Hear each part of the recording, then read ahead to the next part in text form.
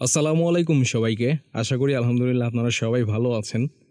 গত কয়েকদিন যাবৎ সিসি লিমিট নিয়ে যা শুনতেছি তার মধ্যে সবথেকে একটা কথা ছিল, যত সিসি তত গতি।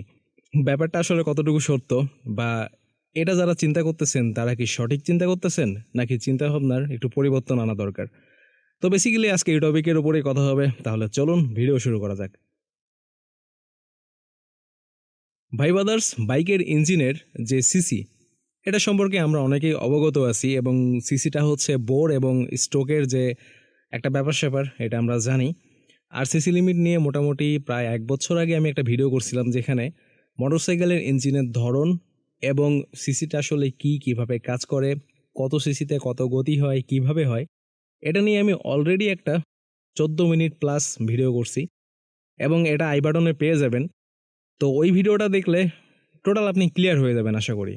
আর আজকের ভিডিওটাতে এটুকুই কথা হবে আপনাদের সাথে, যে আসলে যত সিসি তত গতি কথাটা কতটুকু যুক্তিযুক্ত।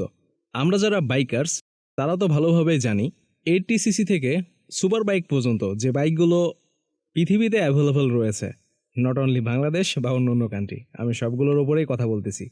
তো এর মধ্যে বেশ কিছু সেগমেন্ট হয়, যেমন commuter segment, sports segment, cruise segment, আবার হচ্ছে ট্যুরিং পারপসে যে বাইকগুলো থাকে। এছাড়াও অন্য অন্য ক্যাটাগরি আছে, যেমন হার্লে ক্যাটাগরি। আবার অন্য অন্য দেশে দেখবেন কস্টিউম বাইক বলে একটা কথা আছে, মানে নিজের তৈরি বাইক। অনেকে অনেক ধরনের মডিফিকেশন করে থাকে। এখন আমাদের দেশে সেগুলো তো আর লিগ্যাল না। যাই হোক, এই প্রসঙ্গটা বাদ। তো বাইকের ক্যাটাগরির কথা বলার কারণ হচ্ছে, ক্যাটাগরি অনুযায়ী টপ স্পিড, বাইকের পাওয়ার এবং অন্য অন্য যে বিষয়গুলো আছে, এগুলো কিন্তু বেশ পার্থক্য আছে। তো এদিক থেকে দেখা যায় একটা কমিউটার সেগমেন্টের 350 সিসির বাইক এবং একটা স্পোর্টস সেগমেন্টের 150 সিসি সেগমেন্টের বাইক, দুইটার কিন্তু টপ স্পিড এক না, বরং টপ স্পিডের দিক থেকে ওই 150 সিসি সেগমেন্টের স্পোর্টস বাইকটাই এগিয়ে থাকে। আর যদি স্পোর্টস সেগমেন্টের একটা 350 সিসি বাইকের সাথে একটা 150 সিসির বাইকের তুলনা করা হয়, তাহলে কিন্তু ওই 350 সিসির স্পোর্টস বাইকই এগিয়ে থাকবে। তবে এটাও সত্য, একটা 150 সিসির বাইক দিয়ে সেই স্পিডের কাছাকাছি যাওয়া সম্ভব। শুনে অবাক হলেও এটাই বাস্তব। 300 বা 350 বা 400 সিসির যে স্পোর্টস বাইকগুলো অ্যাভেলেবেল রয়েছে, এগুলোর টপ স্পিড 180 থেকে 200 এর মধ্যেই কিন্তু হয়। আবার একটা 150 সিসি সেগমেন্টের স্পোর্টস বাইক দিয়ে আপনি 170 প্লাস মাইনাস গতি উঠাতে পারবেন। আমি মোড করার পরবর্তী সময়ের কথা বলতেছি, কারণ স্টক বাইকে এটা সম্ভব হয় না। তবে আপনি তুলতে পারবেন।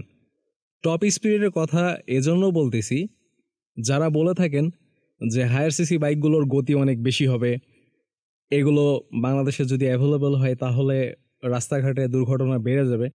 তো আমি একটা কথা আপনাদেরকে বলতে চাই, হায়ার সিসি বাইকে কিন্তু 0 to 100 যত সহজে যাওয়া যায়, আবার 100 থেকে 0-তে তত ইজিলি কিন্তু ফিরে আসা যায়। কিন্তু একটা 150 সিসি সেগমেন্টের একটা বাইক দিয়ে আপনি 0 to 100 যত দ্রুত গেইন করতে পারবেন, 100 থেকে কিন্তু 0-তে তত দ্রুত আপনি ফিরতে পারবেন না। কথাটা বলার কারণ হচ্ছে, হায়ার সিসি বাইকে সব কিছুই উন্নত মানের হয়। এখন 150 সিসি বাইকে সেই উন্নত মানের প্রোডাক্ট কেন ব্যবহার করা হয় না, এটাও অনেকে বলতে পারেন। অলরেডি আমরা বাংলাদেশে 150 সিসির একটা বাইক আমরা 7 লক্ষ টাকার উপরে কিনে থাকি ভাই। এখন এরপরেও যদি হায়ার সিসি বাইকের ব্রেকিং সিস্টেম, টায়ার এগুলো দেওয়া হয়, এখন একটা 150 সিসি সেগমেন্ট থেকে কতটুকুই পাওয়ার আপনি আশা করতে পারেন? সেখানে তো আর অতটা ওয়াইড টায়ার ব্যবহার করা সম্ভব না। আবার কস্ট কাটিংয়ের জন্য এত ভালো ব্রেকিং সিস্টেমও দেওয়া সম্ভব না। তাহলে তো 10 লক্ষ টাকার উপরে আমাদের ওই 150 সিসি বাইক কিনতে হবে।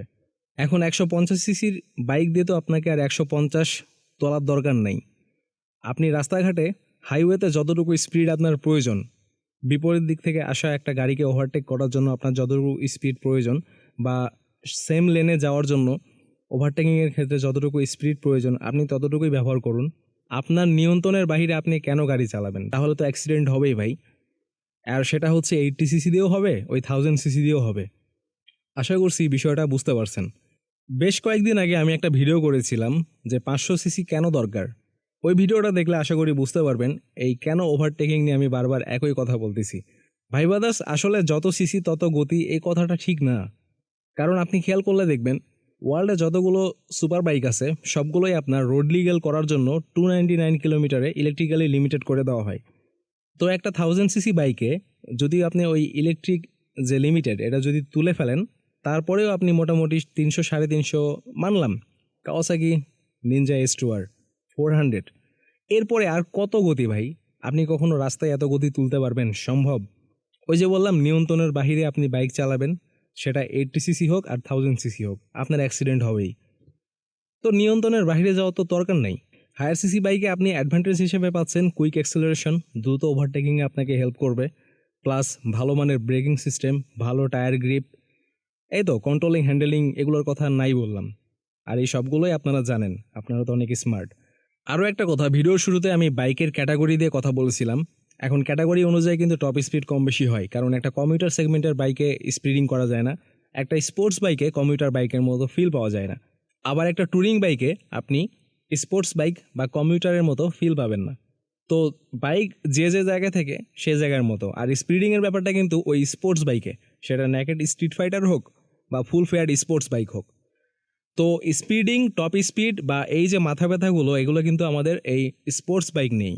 এখন বাংলাদেশে আপনি খেয়াল করে দেখুন তো কয়টা স্পোর্টস বাইক আছে আর কয়টা কমিউটার সেগমেন্টের বাইক আছে। হ্যাঁ, এমনও পাবলিক আছে যাদের কাছে একটা স্পোর্টস বাইক আছে ফ্যামিলির জন্য, তাদের কাছে একটা কমিউটার বাইকও আছে। তো ব্যাপারটা হচ্ছে এরকম, স্পোর্টস বাইকের মেনটেন্যান্স খরচ বেশি এবং সব কিছুর দিক থেকে স্পোর্টস বাইক নিয়ে কিন্তু সব জায়গায় যাওয়াও যায় না।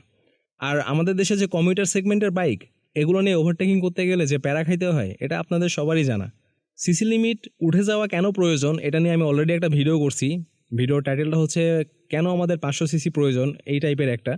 তো ওই ভিডিওটা দেখলে আপনারা অনেক কিছুই জানতে পারবেন কেন আমি ওভারটেকিং নিয়ে এক কথা বারবার বলতেছি। আর টপ স্পিডে যে কথাটা বললাম, আপনি তো আর অন রোডে এগুলো টপ স্পিড আপনি চেক করতে যাবেন না, যাদের চেক করার তারা জায়গা মতোই করবে। আর ওই যে একটা কথা বললাম যে নিয়ন্ত্রণের বাহিরে, আপনার নিয়ন্ত্রণের বাহিরে আপনি বাইক চালাবেন, সেটা 80 সিসি হোক বা 1000 সিসি হোক, আপনার অ্যাক্সিডেন্ট হবেই। তো ভাই ব্রাদার্স, যত সিসি তত গতি, কথাটা কিন্তু আসলে সেরকমটা না, সব কিছুর ওপরে আমাদেরকে বুঝতে হবে। তো ভাই ব্রাদার্স, এই ছিল আজকের এই ভিডিওর জন্য। তো দেখা হচ্ছে আপনাদের সাথে পরবর্তী কোনো ভিডিওতে। আল্লাহ হাফেজ।